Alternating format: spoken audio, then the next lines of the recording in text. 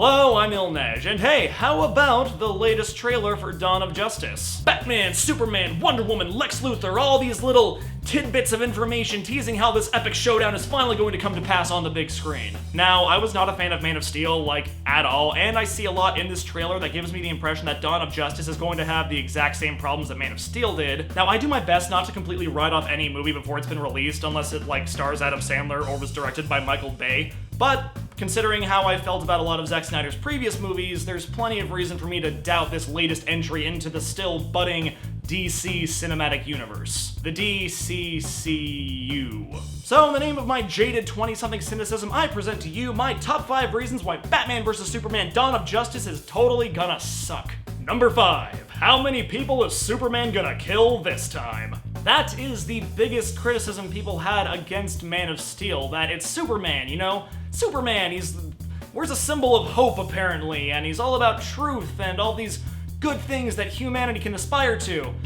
And he's flying through stuff like he's freaking Goku and just destroying buildings and killing how many bystanders? I don't know. A lot. There's a website that talks about it. We see plenty of scenes in the trailer of him actually, saving people. There's people all around him just like, yeah, Superman, we're all painted up like it's Dia de los Muertos apparently. But we still see him flying around all helter-skelter trying to heat vision Batman to death because I guess apparently Zod wasn't enough for him. It's like he already destroyed Metropolis and what, now he's gotta destroy Gotham too? I guess if we ever get a Flash movie, we can have Superman destroying half of Star City, if that's where the Flash is from. I don't read comics.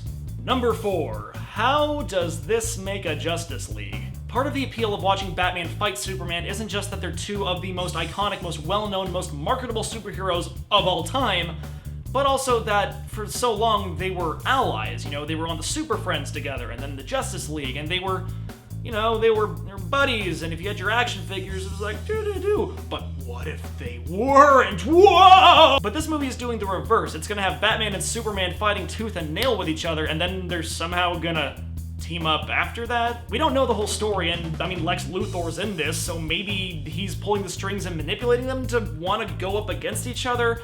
Maybe it is, maybe it's not. There's not really any evidence to support that. I'm just speculating. But regardless of how that battle comes to pass, I do not understand how you're gonna go from death fight to the obliteration of the other guy to nah, we're cool. Like, what, is Batman gonna have like a kryptonite batarang bomb that he's gonna throw just as Superman's about to heat vision him, but then Wonder Woman runs in the middle and she's all like, stop! This is a house of God! That scene wouldn't even be in a church. I just really like that cliche. Number 3. How does Batman even compete? Again, when you reverse the dynamic of going from friends to enemies to friends, it calls into question how Batman can even keep up with Superman. It's established in the comics that Batman knows how to subdue every member of the Justice League. Not kill them, but, take him out of commission. And even though he is the world's greatest detective, I feel like a lot of that knowledge is based on the personal relationships he's had with the Flash and Wonder Woman and Martian Manhunter. But here, Batman and Superman don't know each other yet. All Bruce has been able to do is observe because he was present in Metropolis when all the crazy eye laser crap started going down. And you can learn plenty from observation, but Batman's ability to even keep up with Superman is based on a much more intimate knowledge, or at least that's how I understand it. Sure, he could have already had that cool armor in storage or something, like maybe he used it to fight Bane, I don't know. But I don't think Batman's armory is already equipped with an array of kryptonite ninja stars, where he's just like, whoo!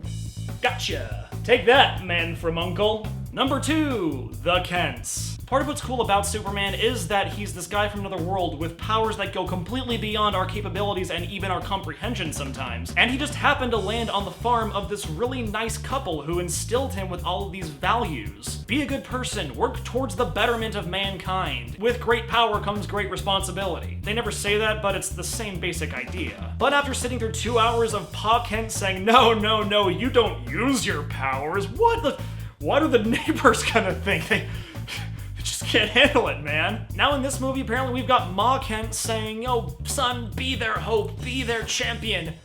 Or don't. I don't care. And I'm all for exploring how established characters would function in different settings, but I feel like the values that the Kents instill in Clark is so integral to the character of Superman that that's just something you don't mess around with. That would be like if Uncle Ben never told Peter Parker that with great power comes great responsibility, or Heck, letting Batman's parents live. I'm just saying, if you're gonna have Amy Adams call him a beacon of hope in one shot, maybe don't have Superman's super cynical mom say exactly the opposite 2 seconds later.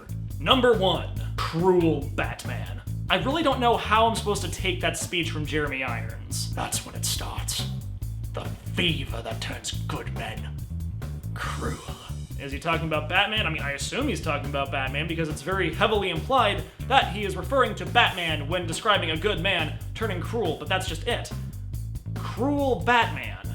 What is the deal there? Batman's always been a tough guy. He doesn't really have patience for anybody he deems to be the scum of the earth, and he's always been very obsessive, and he's always been very emotionally detached. But cruel has never been a word I would use to describe Batman. Now, in the Dark Knight Returns comic, Batman is in the right. He's the one who's got to take Superman down, because if he doesn't, then crap's just gonna keep getting crazier. And so maybe this whole cruel Batman angle is how they're trying to reverse that. Maybe they want Superman to be a little bit more on the right, maybe Batman's the one who's stepping over the line. That said, however, I still don't like the sound of it. Again, this whole thing is supposed to add up to a Justice League movie by the end, but I really don't understand how that's gonna work if that's the angle you're working with one of its founding members. I mean, sure, Batman's the black sheep of the team, but it's because he's messed up, not because he's sadistic. So those are my top 5 reasons to not be looking forward to Batman vs. Superman Dawn of Justice when it comes out next summer. But now I want to hear your thoughts. Do you agree? Do you disagree? Are there some reasons that you picked up on that maybe I missed? Or, if you want to go the complete opposite direction, do you think this might actually be a pretty cool movie? Well, if that's the case, you might want to look over here. That's another video.